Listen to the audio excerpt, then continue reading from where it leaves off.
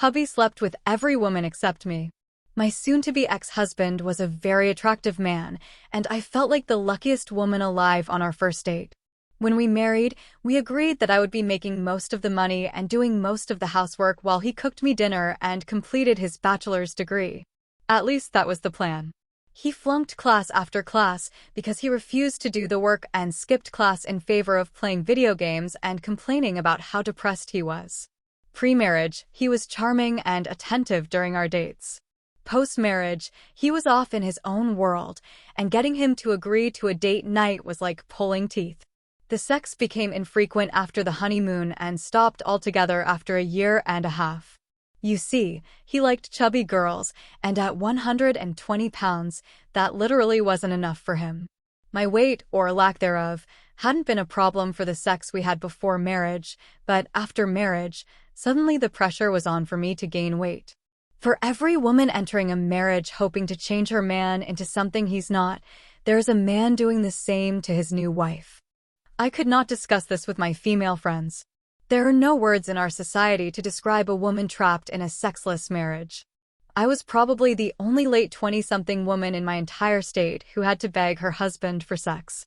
So from the beginning, my marriage was plagued by a problem that had no name.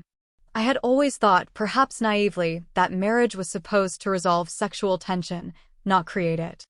I did not get married to never have sex again. The homemade dinners dropped from every day to once a week because he was depressed. He also stopped accompanying me to family and social events. Again, I did not get married to show up alone to events. But I was patient. I convinced myself that his mental illness was the problem, not our marriage.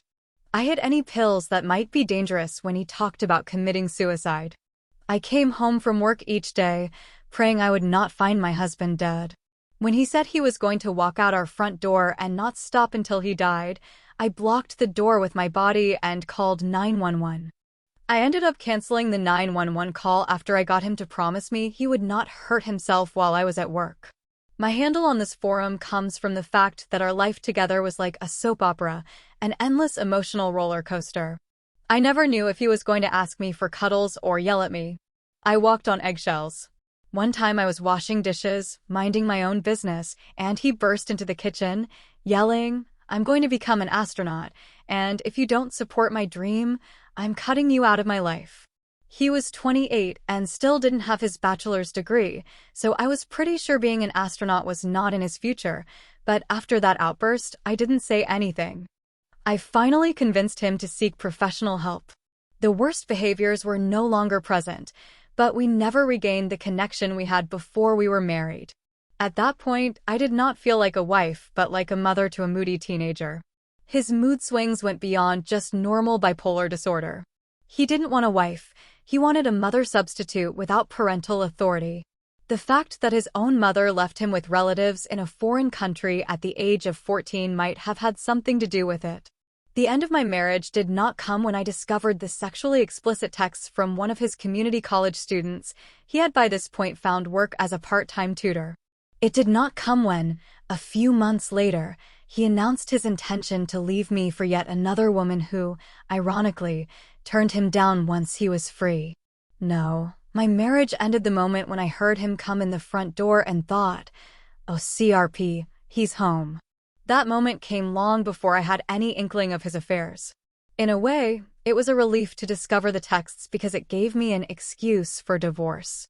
I had grown up in a traditional household where divorce was very much frowned upon. So much so that I forgave him and resolved to work on our marriage after I confronted him about the texts. Ultimately, he left me for the other woman. So there it is. I supported this man financially and emotionally for years, only to have him turn on me when he thought the grass was greener on the other side. He even asked me to buy him a flat-screen TV as a parting gift before you could say, "Gold digger." I told him my parting gift to him was not emulating Lorena Bobbitt after I found out about the cheating. He also asked me if I would mind vacating the condo, whose bills I paid solely out of my own money whenever he wanted romantic evenings with his mistress. I told him to boil his head, take a long walk off a short pier, and then go for himself. Some people's heads are so far up their own asses. Slowly, my self-respect was returning. I never realized how much I gave to him and how much of myself I had lost in the process until I had nothing more to lose. Owing to some unusual legal circumstances, he got our home, but it was 100% worth it to be free again. My traditional upbringing failed me utterly. When this COVID-19 business is over, I intend to stick to escorts. At least they will actually do the job they are being paid to do. Do not expect me to wait on them hand and foot after putting in a full day's work, and be honest about the fact that they are seeing other women. Best of all, they will have no power to strip me of my home and half my assets.